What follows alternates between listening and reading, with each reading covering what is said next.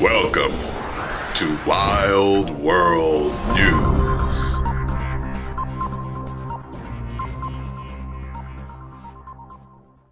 What is happening, Magnus sites? So, Dennis Spurling is the brother that is friends with the late Kevin Samuels, and he's been setting things straight the past few days with certain situations.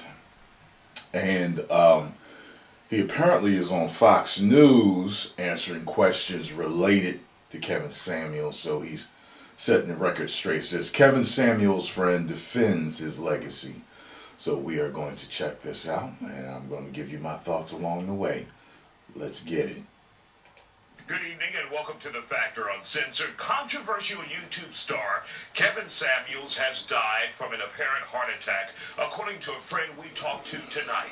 We broke the news to you here on The Factor last night. Samuels is best known for dishing out some very controversial relationship advice, but coming down extremely hard, some say on black women specifically. Take a listen. You're a running back size. Okay. You can hit the A gap like a. Yeah, all right. I accept So don't come in here and talk about what men should not be able to do when they got to accept somebody who can run out the power I. How tall are you?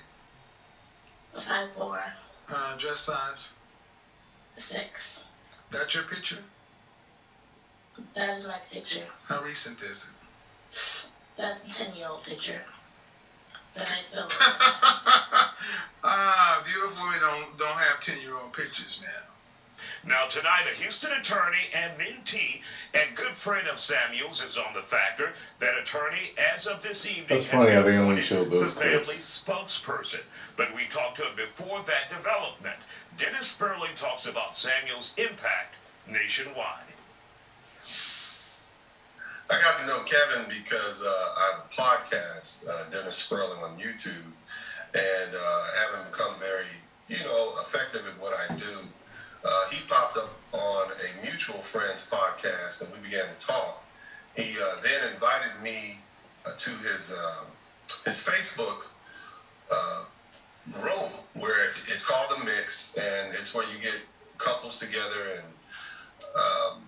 and that's actually how I met my fiance, ironically. But that's how I met him. So he brought him and his he and I just kept in fiance contact together for the past 2.5 years, and we'd start working together. But his main thing was getting couples together, getting people I married. remember him talking about how many telling people he got women, together. hey, you know what? The society that we live in could cause you ladies to become Through his Facebook narcissists group. and to overvalue yourselves. You got 3 kids by 3 different men. You're 150 pounds overweight. You're not going to marry a millionaire.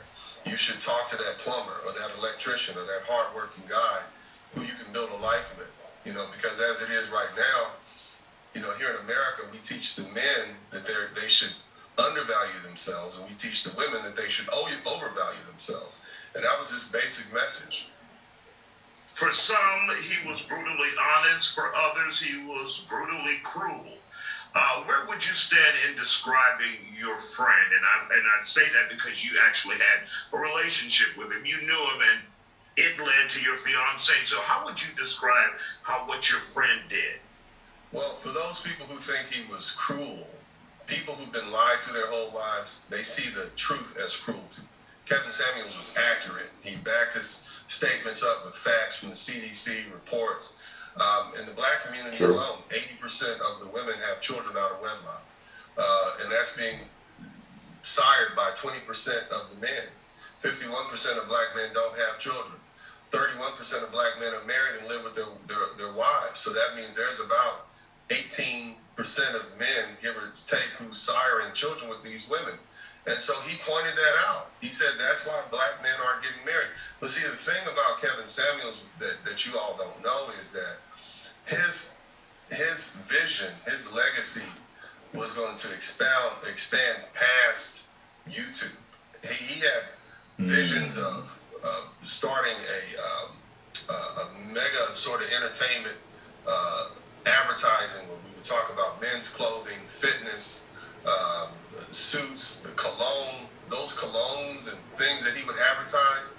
He was doing that because he was getting paid for it. He was a brilliant businessman. I didn't know he was getting paid to talk about that. Speak the truth to people. Because I don't think he ever had ad all that did or promotion in his video, but rest of us who recognize the truth he was interesting. speaking. So for those people who are his detractors, listen to the man's podcast, and you'll see he was speaking the truth. It's the reality that we live in now.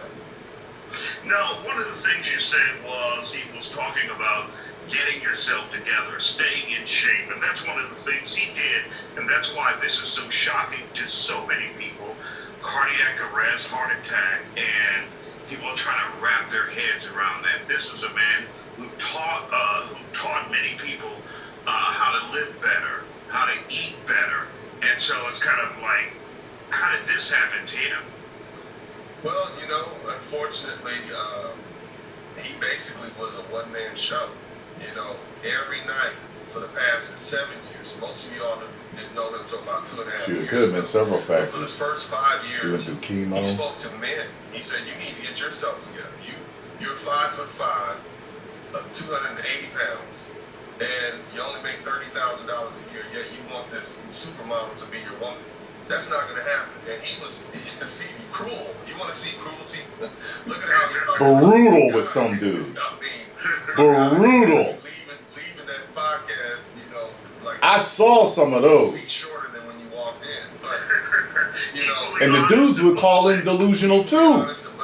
Sometimes, just like some of the women will call him a little delusional. Women in an honest way to tell them, hey, He was just really upfront. You're gonna die alone. You're gonna get a dog. You're gonna be a. And I didn't always agree with how brutal he was sometimes, but for the most part, he dealt nicely and delicately, but stern with the What you're women. gonna get is a rude awakening. But as far as his health, I mean, Kevin says this, and I don't want to speak too much beyond what the family would want to be said, but Kevin fought and conquered cancer at a very young age. And so, you know, Who knows I what can that only did to imagine him? what that did to his body. But, See? you know, just hanging out with him, he didn't overeat, he didn't undereat, but I know that the stress of putting on those shows, and you yourself know. Well, I understand chemo can have long-term effects on other body parts, including the heart. You're constantly on edge. The only time I've ever seen him truly relax is down in Miami for his birthday. And, He's standing there like security. He says, "I don't drink," but I'm known for But yeah, purchasing a man. few bottles here and there.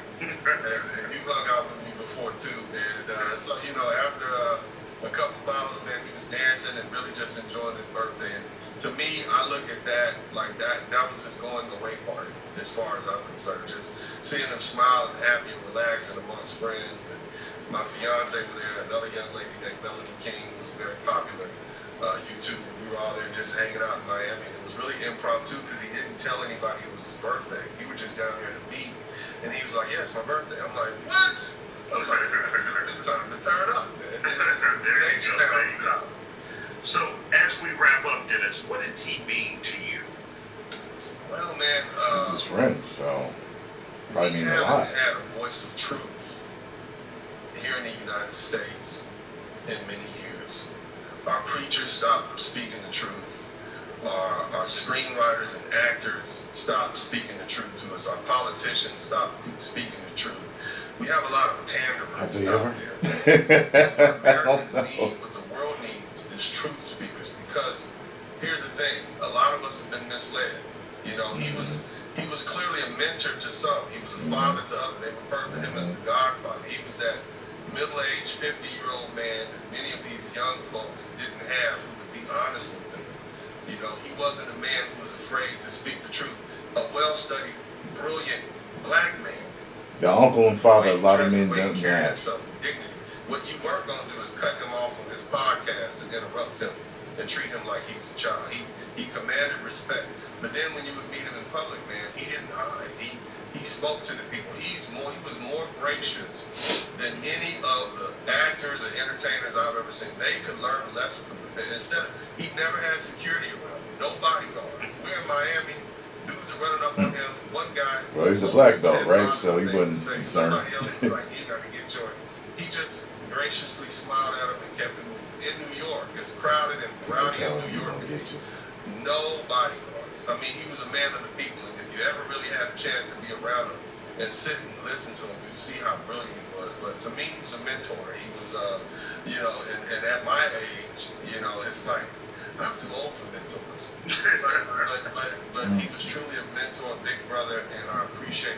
legacy. We never too old for mentors. Those men who Just are depends on what which we're he has planning taken on learning. mainstream now, like the things we talk about that used to be part of the dark corners of the internet that everybody thought was crazy. They called them incels and beasts. Now it's major talking points. You have Hollywood being affected by it. So he meant a lot. Hollywood stars is coming out talking about it, He yeah. was the aircraft Marlon carrier Wayans, that was T.I. out front leading and surrounded by a battalion of ships of truth speakers. And so that's what he meant to me. He was a forerunner he was a harbinger to what I think America needs to get back to our traditional values: family, raising children, being good citizens, being good Christians, because he taught Bible study. Yeah, he did. And Yeah. I think, and I appreciate that. Brought the Bible That's up. what he meant to me, bro. All right, Attorney Dennis Spurling. Couldn't we use the appreciate Bible you sharing on him. this information about 'Cause he your knew the friend, Bible. Kevin Samuels. Thank you, sir, for joining us here on The Factor Uncensored tonight. Thank you so much. I appreciate it, man. He couldn't use the Bible on him because he was in church. You know, he grew up in the church. So I found that interesting. You know, a lot of women would call up, some women would call up and, you know, they try to use that and he'd be like, all right, now, well, wait a minute. You know, and I'm like, oh, you about to get him. Yeah, I grew up with the Bible in my life, so I understood exactly everything he was talking about every single time. Now, I got to tell you this. They started out with, you know, controversial YouTuber, and they showed a couple of clips of him being kind of brutal with people, okay? If you're anybody that watched him on the regular, though, if you are a person that think he was brutal and cold and bashed people, watch about 5 of his live streams. They're 2 to 3 hours long. You got something to do. Watch about 5 of them in a row, okay, over the next few days. And tell me you still think the same. I don't think you will, unless you're just a hater commenting. Because even when that first clip came out that made him popular, the average at best, when you watch that whole thing, she rated herself average at best. So he was basically saying, listen, you're average at best, and you're looking for this, and you're this. You can't, you know, that he was explaining it to her. And several times in his videos, he will say to certain women that are a little delusional on their aspects of where they are, whether they're white, Hispanic, or black. You would hear him say, I'm trying to figure out how to say this without being rude, but he would say that a lot because he didn't want to hurt people's feelings. But there were certain people who will call in who were very insistent about who they thought they were, and they were going to push and push and push, and a lot of times he pushed back. And I mean, that's what he became popular for. But the interesting thing is when you watched him, you stayed for the truth. You would wait for certain ignorant people to call up so he would get them. You know what I mean? But the majority of the time he was having an educated, mature discussion about certain issues surrounding the dating life. Dating. That's what it was all about. So, you know, when I see people saying stuff, oh, it was karma and this and that, and I heard him say something like, or to the aspect of it, no, get it right with what he said, and also get it right in the context of how he said it, what he said before he said it, and what he said after he said it. I'm not saying the man was perfect. I watched a ton of his videos, and there were a few times while listening to him, I was like, you ain't have to say that, bro. You ain't even have to talk to him like that. I don't even know why you did that. You know, like, but I only thought that to myself maybe 3 or 4 times. Out of all the shows that I watched with him, I never, you know, like the majority of the time I was like, he's on point, he's on point, he's on point. You know, just listening to the whole conversation between him and the women or him and the men. For those of y'all saying he bashed women, go watch the stuff with the men assassinating these dudes online, live. I'm just like, man. I asked y'all the other day, y'all want me to start doing Magnus Answers again where I answer y'all questions? I'm going to start doing it again. So make sure you send them to tyronemagnusfanmail@gmail.com and I will answer your questions video. And I'm like, damn. I'm like, I never went this hard on people. And y'all, people, I've gotten letters over the years telling me how much they respect me for being upfront and being real. But damn. He came out with a katana a lot of times. But sometimes, and maybe even a lot of times, people don't need to be coddled anymore. They don't need their hand held anymore. You don't need to be so sensitive. Sometimes, you need that abrasiveness. I'm going to tell you who he reminds me of. He reminds me of that grandparent. That old man or old woman that's old and experienced enough and you respect enough that they can tell you something very, like your grandmama see you. You come over the house, they're like, "Oh, you getting fat? What's what's?" And you like, "Oh, grandma," you know what I mean? But you're like, "Oh, I'm never gonna speak to you again, grandmother. You are so abrasive. Oh, you bashed me." Your grandmom, she showed you a mirror. Your grandpa, what you need to do is get up and get a damn job and wash your ass and get a damn haircut and then maybe you pull a woman. You know what I'm saying? Abrasive, telling the truth, but they saying it because they love you. Grandmama don't want you getting too fat because she know heart attacks come with that. That rhyme don't hate to play at the game. Bars. So that's why I viewed him. I viewed him like that. That uncle, that grandfather. I'm in his age bracket. I'm 44, okay? And he was, 56 or so. I keep getting it confused. There's so many people saying, he was 53, he was 56, he was 57, he wasn't 53, he was 54, he was that. Whatever. You know what I mean? So, if he's 54, he got 10 years on me. He's like an older brother type. But we're in that same bracket. So, a lot of the things he spoke on, I already knew about. But there was a few things that I was like, yo, I like this because he comes with a lot of numbers. Even though I know not every single statistic can be counted on as fact, and he used black website statistics too. And there were certain other things that he knew about unrelated to dating.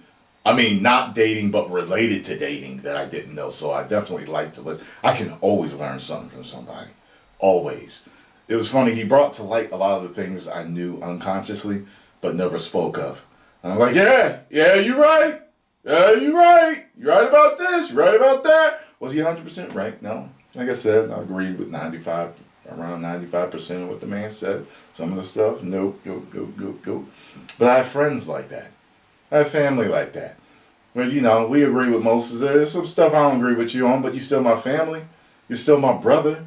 You're still my friend. The people out there celebrating his death, showing the true evil they're harboring in their heart. That's bad. That's real bad. You know what I'm saying? So, they need a reality check and a spiritual check, too. Post comments down below. Let me know what you all thought. Make sure you subscribe to Dennis Spurling. And, I will see you guys in the next video. And as usual, these past few days, rest in peace, Kevin Samuels.